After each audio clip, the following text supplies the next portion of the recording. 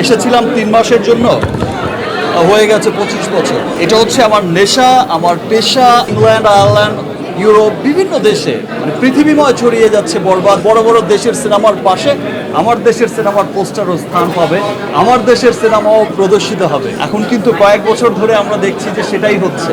এই ফিল আমি বোঝাতে পারবো না যে চলচ্চিত্র আমার কি। আমি আমার চলচ্চিত্রের যাত্রা শুরু করেছিলাম যখন আমি ইন্টার ফার্স্ট ইয়ারের স্টুডেন্ট। এসেছিলাম 3 মাসের জন্য, হয়ে গেছে 25 বছর। বড় হয়েছি এখানে, বেড়েছি এখানে, বন্ধু হয়েছে এখানে, শত্রু হয়েছে এখানে। সব চলচ্চিত্র হচ্ছে আমার হৃদয়ের সবচেয়ে কাছের অবস্থায় অবস্থান করে। সো চলচ্চিত্র আমি ভালোবাসি, আমি সবসময় ভালোবাসি এবং আমি চাই যে আমার দেশের চলচ্চিত্র। আজকে সত্যি হচ্ছে কথাটা, বাট এক সময় যখন আমি বলতাম যে এমন একদিন আসবে যে আমার দেশের চলচ্চিত্র, আমার দেশের ফিল্ম ইংলিশ সিনেমার পাশে, হলিউড বলিউড সিনেমার পাশে মাল্টিপ্লেক্সগুলোতে পুরো পৃথিবীতে বড় বড় শহরের বড় বড় মাল্টিপ্লেক্সগুলোতে ইংলিশ, হিন্দি, বিভিন্ন বড় বড় দেশের সিনেমার পাশে আমার দেশের সিনেমার পোস্টারও স্থান পাবে, আমার দেশের সিনেমাও প্রদর্শিত হবে। এখন কিন্তু কয়েক বছর ধরে আমরা দেখছি যে সেটাই হচ্ছে এবং ইন্টারন্যাশনাল যাত্রা ডে বাই ডে বেড়েই চলেছে, শুধু সামনের দিকে এগিয়েই যাচ্ছে। গত বছর আমরা যেমনটা দেখেছি ইন্টারন্যাশনাল যাত্রা, এবছর আরও অনেক বেড়ে গেছে। ইনফ্যাক্ট আমি তো নর্থ আমেরিকায় আমার প্রযোজনা প্রতিষ্ঠান এসকে ফিল্মস ইউএস, সেটা নর্থ আমেরিকায় ডিস্ট্রিবিউশন করছে। আমরা যেই সব শহরে, আপনারা জানেন যে স্টার সানডে চলছে, ইতিমধ্যে হলিউডের 2টো সিনেমা ব্লকবাস্টার হয়ে গেছে।